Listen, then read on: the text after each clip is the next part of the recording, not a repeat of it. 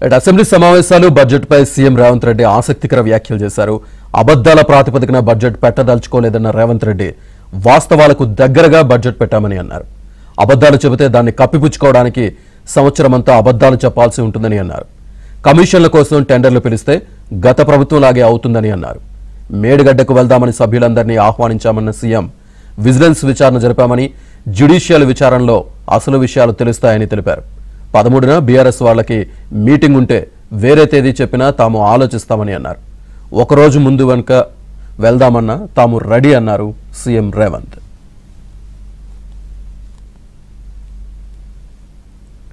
CM Revanth Reddy వ్యాఖ్యలకు సంబంధించి పూర్తి డీటెయిల్స్ మా కరెస్పాండెంట్ సిద్ధార్థ్ అందిస్తారు.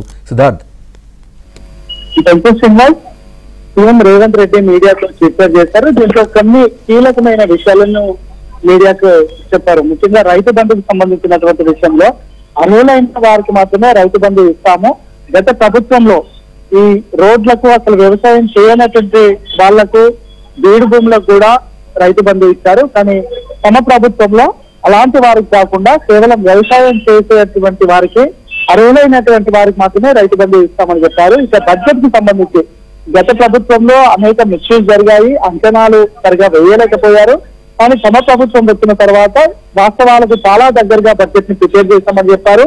వాస్తవాలకు దగ్గరగా బడ్జెట్ ప్రిపేర్ చేయకుండా బడ్జెట్ లో అబద్ధాలు చెప్తే సంవత్సరం మొత్తం అబద్ధాలు చెప్పాల్సినటువంటి పరిస్థితులు ఏర్పడతాయి. కాబట్టి క్షుణ్ణంగా అధ్యయనం చేసి వాస్తవాలకు దగ్గరగా ఉండేటువంటి బడ్జెట్ ని ప్రిపేర్ చేస్తాము.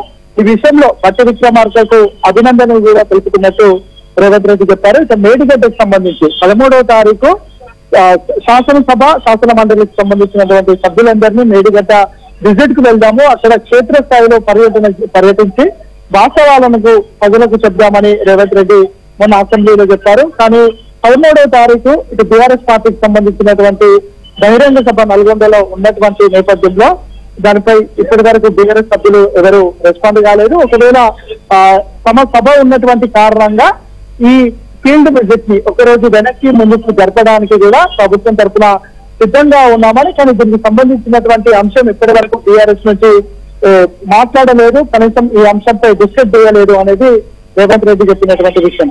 మొన్న బీఎస్సీ మెంబర్ గా బీఎస్సీలోకి హరీష్ రావును హాజరుపరచలేదు, అంటే ఆయన అలో చేయలేదు అనే అంశానికి సంబంధించి కూడా రేవంత్ రెడ్డి రియాక్ట్ అయ్యారు. గతంలో హరీష్ రావు మంత్రిగా ఉన్నప్పుడు కూడా టీడీపీలో రేవంత్ రెడ్డి అదేవిధంగా ఎర్రబెల్లి పేర్లు ఒకరికి బదులు మరొకరు పంపించాలని బీఎస్సీకి ఒక లెటర్ ఇచ్చినా ఆయన అలో చేయలేదు. ఇప్పుడు కూడా అదే, అంటే అప్పుడు ఏవైతే రూల్స్ ను పాటించారో ఇప్పుడు కూడా అదే రూల్స్ పాటిస్తామని రేవంత్ రెడ్డి చెప్పారు. ఇక దాంతో పాటుగా ఈ అమరవీరుల స్తూపం, అంబేద్కర్ విగ్రహం, సచివాలయం నిర్మాణాలపైన వాటి నాణ్యత పైన కూడా విచారణ జరిపిస్తామని చెప్పారు. గతంలో ఆ పార్టీగా ఉన్నప్పుడు కూడా ఈ 3 అంశాలకు సంబంధించి తమ ప్రభుత్వం రాగానే విచారణ జరిపిస్తాము, అందులో చాలా కొంచెం మిస్యూజ్ అయినాయి, నాణ్యతకు సంబంధించి కూడా అనేక లోపాలు ఉన్నాయి, వీటిని తమ ప్రభుత్వం వచ్చిన తర్వాత ఎంక్వైరీ చేస్తామని రేవంత్ రెడ్డి చెప్పారు.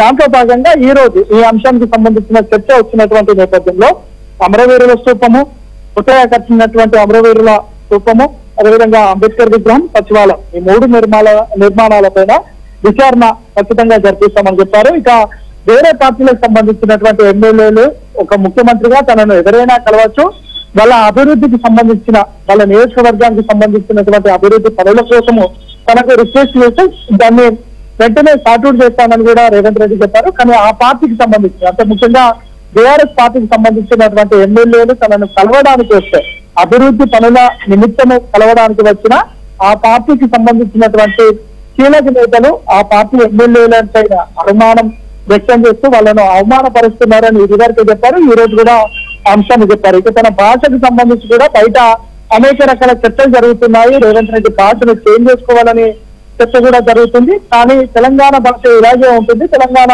నేనేం అన్పార్లమెంటరీ లాంగ్వేజ్ వాడట్లేదు, తెలంగాణ భాష కొద్దిగా కటువుగా ఉంటుంది, అట్లాంటి భాషనే నేను మాట్లాడుతున్నానని చెప్పినటువంటి సిచ్యువేషన్ ఉంది. ఇక రుణమాఫీకి సంబంధించి కూడా రేవంత్ రెడ్డి కీలకమైన స్టేట్మెంట్ ఇచ్చారు. రుణమాఫీ ఖచ్చితంగా చేస్తాము, గత ప్రభుత్వం రుణమాఫీ చేయలేకపోయింది, తమ ప్రభుత్వం వచ్చిన తర్వాత రుణమాఫీ ఏకకాలంలో చేస్తామని చెప్పారు. దానికి సంబంధించి బ్యాంకర్స్ తోని మాట్లాడుతున్నారు, ప్రాసెస్ లో ఉంది, వెంటనే రుణమాఫీ కూడా చేస్తామని కూడా చెప్పారు. ఇక ఈ అంశానికి సంబంధించి ముఖ్యంగా 13వ తారీఖున మేడిగడ్డ ఫీల్డ్ విజిట్ వెళ్లే విషయంకి ఆ రోజు వాళ్లకు వీలు కాకపోతే టీఆర్ఎస్ పార్టీకి సంబంధించినటువంటి వాళ్లకు వీలు కాకపోతే ఆ డేట్ ని ఒక రోజు ముందు అంటే 12వ తారీఖు వెళ్ళడానికైనా లేదంటే 14వ తారీఖు వెళ్ళడానికైనా లేదంటే ఆ తర్వాత వెళ్ళడానికైనా ప్రభుత్వం సిద్ధంగా ఉంది. అక్కడికి క్షేత్రస్థాయిలోకి ఎమ్మెల్యేలు ఎమ్మెల్సీలు వెళ్తే క్షేత్రస్థాయిలో అక్కడ ఉన్నటువంటి వాస్తవ పరిస్థితి తెలుస్తుంది. దాన్ని ప్రజలకు వివరిస్తే గత పాలకులు తప్పు చేశారా లేదంటే అసలు తప్పెక్కడ జరిగింది, మిస్యూజ్ ఏ విధంగా అయింది, అక్కడ జరిగినటువంటి లోపం ఏంటి అనే విషయాల్ని ప్రజలకు తెలియజేసే అవకాశం ఉంది. కాబట్టి ఈ అంశం పైన బీఆర్ఎస్ పార్టీకి సంబంధించినటువంటి నాయకులు రెస్పాండ్ కావాలని రేవంత్ రెడ్డి పిలుపునిచ్చారు. ముఖ్యంగా మేడిగడ్డ అక్రమాలకు సంబంధించి న్యాయ విచారణ జరిపిస్తా ఉన్నారు. సో విచారణ తర్వాత ఏమైనా చర్యలు ఉంటాయని ఏమైనా డైరెక్ట్ చెప్పారా?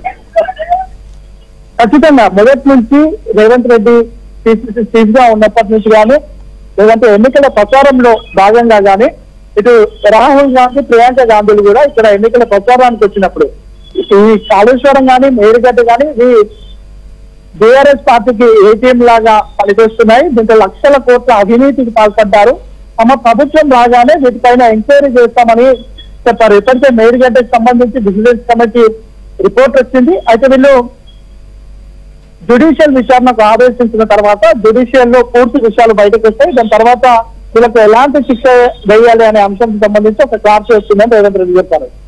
ఈ విచారణలో అసలు లోపం ఎక్కడ జరిగింది, తప్పెవరు చేశారు, ఫ్రాడ్ జరిగితే ఎంత ఫ్రాడ్ జరిగింది, అది ఎవరి చేతుల ద్వారా జరిగింది, ఎవరి ప్రోద్బలం ద్వారా జరిగింది, ఈ విషయాలన్నీ బయటకు వచ్చిన తర్వాత ఎవరికి శిక్షించాలి అనేది ఒక క్లారిటీ వస్తుంది.